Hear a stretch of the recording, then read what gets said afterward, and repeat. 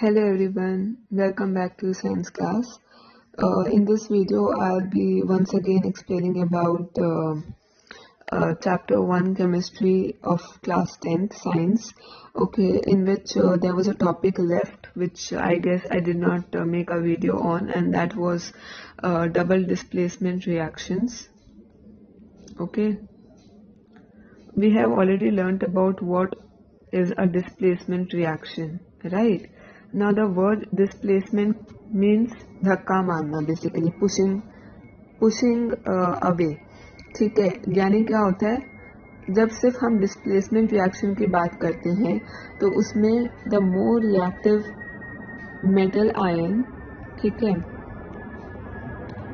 Displaces the less reactive metal ion from its solution, है ना, displaces the less reactive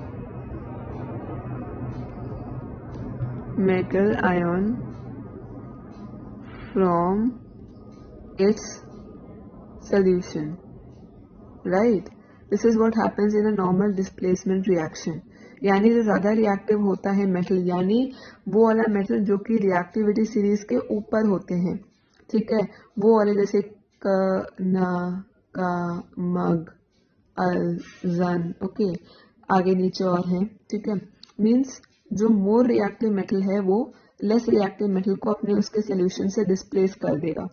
ऐसा no, अगर मैं बोलूँ यहाँ पे कैल्शियम है तो calcium is more reactive then aluminium and calcium is more reactive then magnesium. मतलब जो ये वाला जो मेटल है उसके नीचे वाले सारे मेटल से ज्यादा रिएक्टिव है, ठीक है. जो ऊपर वाले मेटल है वो उस नीचे वाले हर एक मेटल से ज्यादा रिएक्टिव है.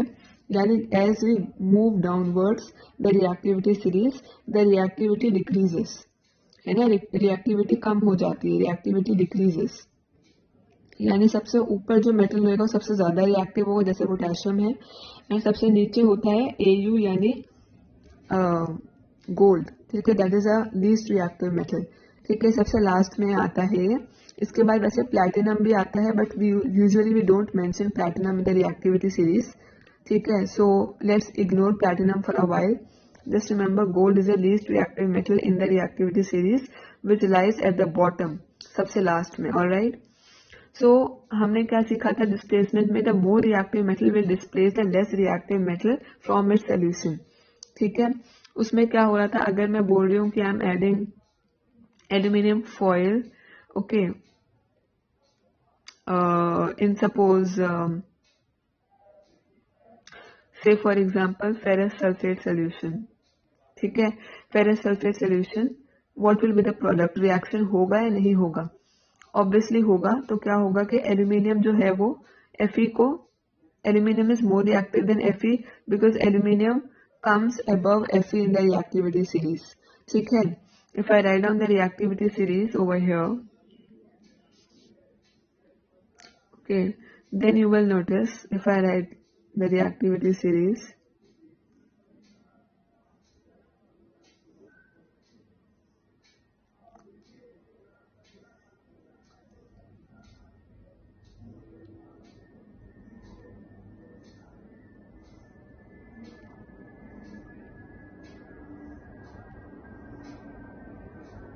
yes, so you can see here that aluminium lies above iron in the reactivity series. So obviously it is more reactive than zinc also, than iron also, and all the other metals which lie below it, right?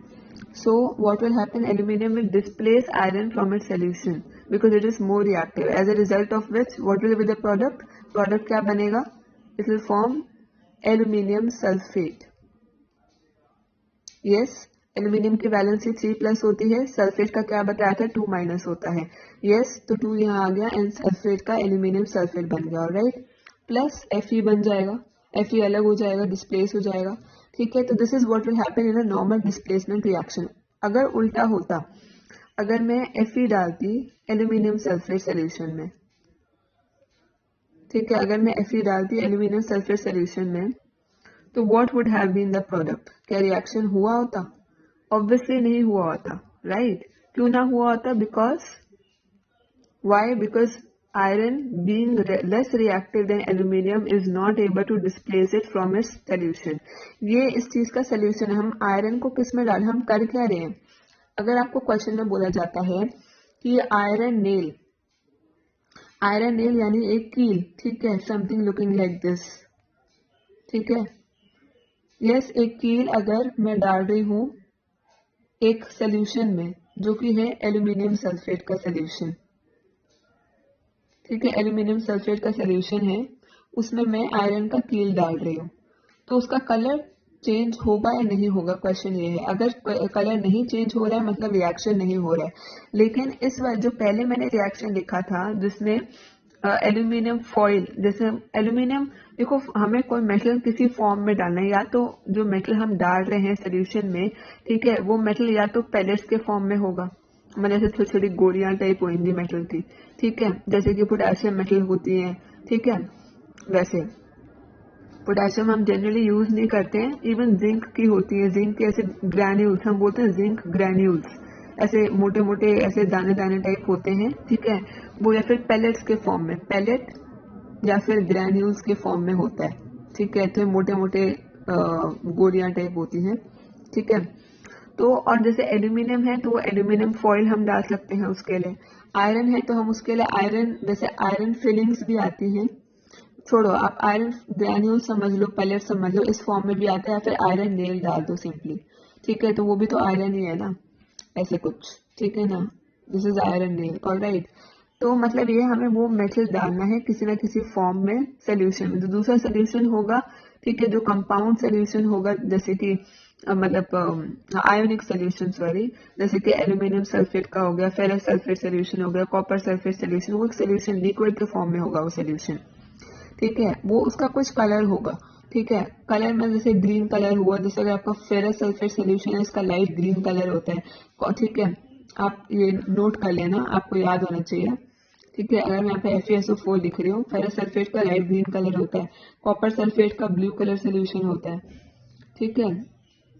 अगर इनमें reaction हो रहा है, ठीक है, अगर मैं suppose copper sulphate में आयरन नेल डाल रही हूँ, तो we know that iron is more reactive than copper, hence it will displace copper from its solution, है ना, तो इसका कलर चेंज होना बनता है. यस और नो, आपको मैंने क्या बताया था, फेरस सल्फेट का जो कलर है वो लाइट ग्रीन होता है ना. और अगर मैं ये रिएक्शन लिख रही हूँ जिसमें मैं आयरन नेल डाल रही हूँ कॉपर सल्फेट सोल्यूशन में, तो क्या बनेगा, आयरन डिस्प्लेस कर देगा कॉपर को, जिससे कि फेरस सल्फेट बनेगा प्लस कॉपर बनेगा, है कि नहीं. तो क्या क्या होना चाहिए, असल में हमें दिखेगा क्या, सोल्यूशन में क्या चेंजेस होंगे. पहले क्या होगा, कॉपर सल्फेट होगा ब्लू कलर का सोल्यूशन, उसमें आप आयरन का कील डालोगे, ये पहले ब्लू कलर होगा सोल्यूशन, ठीक है, उसमें आप आयरन का कील डालोगे.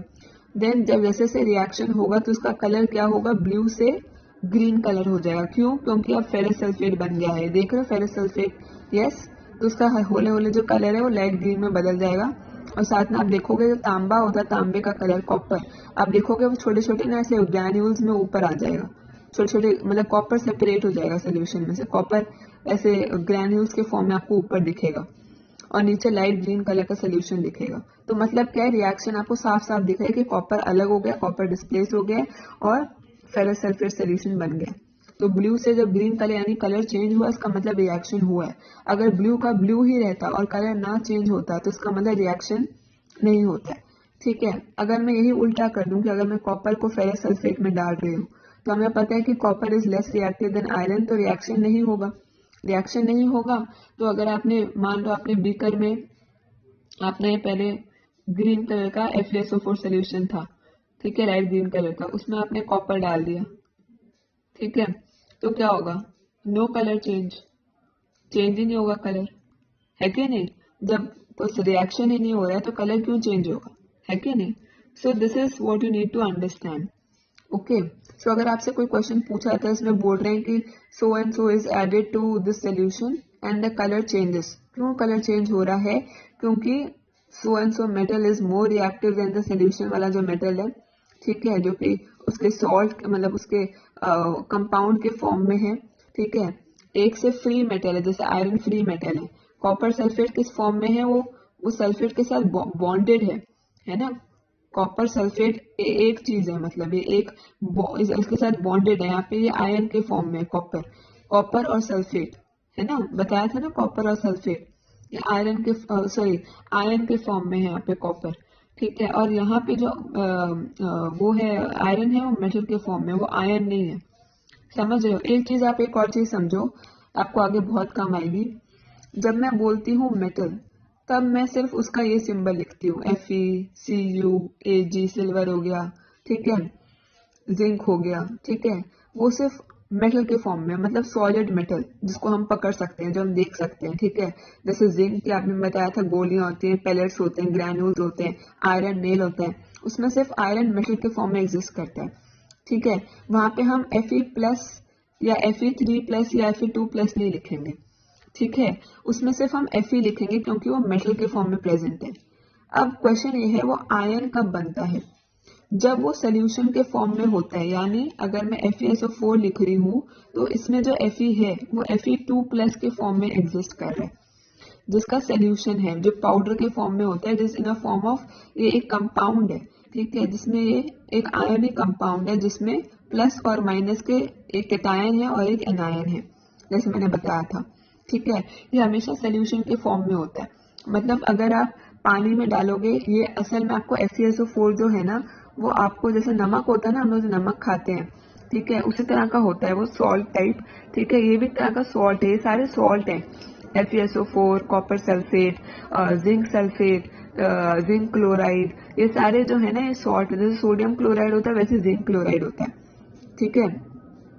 ये सारे सॉल्ट्स हैं आपके, जिसमें एक कैटायनिक फॉर्म है, ठीक है, जो, और एक है एनायनिक फॉर्म जो माइनस वाला होता है, ठीक है ना। जब हम इसको, ये सॉल्ट के फॉर्म में होता है, जब हम इसको पानी में डालते हैं तो ये जो आयंस है ये क्या बन जाते हैं, ये बन जाता है Fe2+ और ये बन जाता है सल्फेट SO4 2-, ठीक है, जब हम पानी में डालते हैं इसको, इसका मतलब क्या है। और जब हम मेटल को पानी में डालेंगे, अगर सिर्फ हम आयरन को पानी में डाल रहे हैं तो वो आयरन ही रहेगा, वो Fe2+ या 3+ नहीं बनेगा। समझ आ रही है बात? मतलब डिफरेंस समझ आया आपको आयरन और मेटल के बीच में? अगर मैं मेटल को पानी में डाल रही हूँ तो वो एज इट इज रहेगा, वो उसमें 2+ या 3+ नहीं लगेगा। लेकिन अगर मैं, मान लो अगर मैं सॉल्ट को डाल रही हूँ, ठीक है, तो we know it is made up of an cationic and an anionic form, है कि नहीं? तो क्या है, वो ऐसे सेपरेट हो जाएंगे, तो it will exist in this form, ठीक है। आपके जो सोल्यूशन, मतलब वाटर में वो सोल्यूशन बना लेंगे, कॉपर सल्फेट सोल्यूशन बन जाएगा वाटर में डाल के। आपने जब सॉल्ट डाला, कॉपर सल्फेट सॉल्ट डाला जब आपने वाटर में, तो वो सोल्यूशन बना लेगा। किस चीज का सोल्यूशन? कॉपर सल्फेट का सोल्यूशन। उसमें ये आयंस फिर निकल आएंगे उसके, जिसमें कॉपर आयन होएगा और सल्फेट आयन होगा, ठीक है। अगर मैं कॉपर मेटल के ग्रैन्यूल्स डाल रही हूँ या पैलेट डाल रही हूँ किसी भी सोल्यूशन में, पानी में, तो वो एज इट इज रहेगा, कॉपर मेटल के फॉर्म में रहेगा, ठीक है, वो आयन के फॉर्म में नहीं रहेगा। आई होप आपको समझ आया the difference between metal and ion. हमने इसमें डिस्कस डबल डिस्प्लेसमेंट रिएक्शन करना था, बट मैंने यहाँ पे आपको डिस्प्लेसमेंट रिएक्शन बता दिया, इसलिए मैं इसका टाइटल भी डिस्प्लेसमेंट ही डाल रही हूँ, ठीक है। Thank you. बाकी हम नेक्स्ट वीडियो में करते हैं।